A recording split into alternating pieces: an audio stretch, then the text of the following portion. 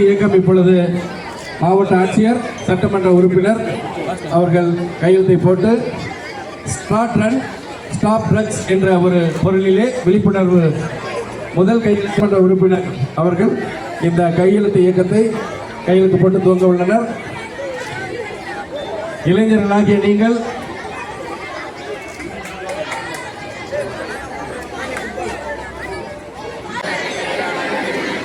போதை பழக்கத்தால் ஏற்படும் தீய விளைவுகளை நான் முழுமையாக அறிவேன். நான் போதை பழக்கத்திற்கு ஆளாகாமல் தடுத்து அவர்களுக்கு அறிவுரைகளை வழங்குவேன். ஆகியவற்றிற்கு எதிரான தடுப்பு நடவடிக்கைகளின் மூலம் போதைப் பொருட்களை தமிழ்நாட்டில் வேறறுக்க